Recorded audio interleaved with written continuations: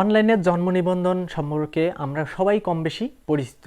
এটি জীবনে কোনো না কোনো সময় আমাদের কাজে লেগেছিল। তো বন্ধুরা, আজকে আমি দেখাবো অনলাইন থেকে কিভাবে আপনার এই জন্ম নিবন্ধন কার্ডটি ডাউনলোড করে নেবেন, সেই প্রসেসটা দেখিয়ে দেব। তো বন্ধুরা, মূল ভিডিওতে যাওয়ার আগে ছোট্ট একটা রিকোয়েস্ট, আপনি যদি আমার চ্যানেলে নতুন দর্শক হয়ে থাকেন, please hit the subscribe button and press the bell icon. তো বন্ধুরা, চলুন মূল ভিডিওতে। বন্ধুরা, জন্ম নিবন্ধন কার্ড কিভাবে ডাউনলোড করবেন, এটার জন্য আপনাকে যে কোনো একটা ব্রাউজার বেছে নিতে হবে। আপনি মোবাইলেও সেম প্রসেসটা করতে পারবেন। যেমন এখান থেকে আমি গুগল ক্রোম ব্রাউজারটাকে ডাউনলোড করছি, তারপর এখান থেকে লিখব everify। দেখতে পাচ্ছেন এই ওয়েবসাইটটা চলে এসেছে বা ওয়েবসাইটের লিঙ্কটা চলে এসেছে। আমি আপনাদের সুবিধাতে এই ওয়েবসাইটের লিঙ্কটি ভিডিও ডেসক্রিপশন বক্সে দিয়ে দেবো, চাইলে আপনি সরাসরি সেখান থেকে যাইতে পারেন। তো এখান থেকে আমি এটাকে এন্টার করে দেবো। দেওয়ার পরে এখান থেকে রেজিস্ট্রেশন নাম্বার অর্থাৎ বার্থ রেজিস্ট্রেশন নাম্বার যেটা, সেটা আমি দিয়ে দেব। অর্থাৎ জন্ম নিবন্ধন নাম্বার যেটা আছে সেটা হচ্ছে 17 অঙ্কের, এটা আমি দিয়ে দেব।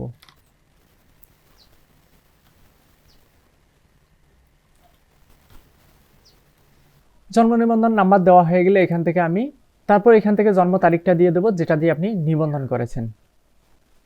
দেখতে পাচ্ছেন প্রথমে আমি সাল দিয়েছি, তারপর মাস, তারপর হচ্ছে দিন অর্থাৎ তারিখ। তারপর এখান থেকে দেখতে পাচ্ছেন 98 - 48, এটা আপনার ক্ষেত্রে প্লাসও থাকতে পারে বা মাইনাসও থাকতে পারে।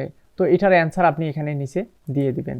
তো এটার অ্যান্সার হচ্ছে 50, আমি এখান থেকে 50 দিয়ে দিচ্ছি। দেওয়ার পর এখান থেকে সার্চ যে অপশনটা আছে এখানে ট্যাপ করে দেব। দেওয়ার পরে দেখতে পাচ্ছেন যে সরাসরি আপনাকে একটা পেজে নিয়ে আসা হয়েছে। তো এটা হচ্ছে আপনার মূল পেজ, অর্থাৎ এটা আপনার জন্ম নিবন্ধন কার্ড। তো এখান থেকে আপনি কিভাবে এটাকে ডাউনলোড করবেন, এটার জন্য এই যে উপরে 3 লাইন মেনু আছে, এখানে ট্যাপ করে দেবেন। দেওয়ার পরে এখান থেকে প্রিন্ট নামে যে অপশনটা আছে এখানে একবার ট্যাপ করে দিবেন।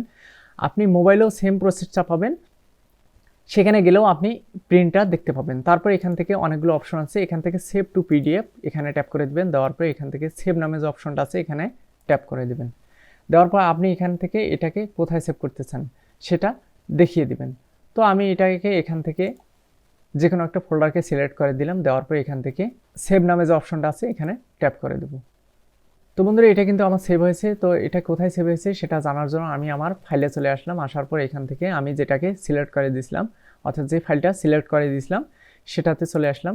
দেখতে পাচ্ছেন আমার এটা চলে এসেছে। আমি চাইলে এখান থেকে এটাকে প্রিন্ট করে নিতে পারি অথবা মোবাইলে নিয়ে অন্য কোথাও প্রিন্ট করে নিতে পারবো। তো বন্ধুরা, দেখলেন কত সহজে এই জন্ম নিবন্ধন কার্ডটি আপনি ডাউনলোড করতে পারলেন। যদি ভিডিওটি আপনার কাছে একান্ত ভালো লেগেই থাকে তাহলে অবশ্যই চ্যানেলটিকে সাবস্ক্রাইব করুন এবং লাইক দিয়ে শেয়ার করুন। সেই সাথে আপনারা সকলে ভালো থাকবেন, সুস্থ থাকবেন। দেখা হচ্ছে পরবর্তী কোনো ভিডিওতে। আল্লাহ হাফেজ।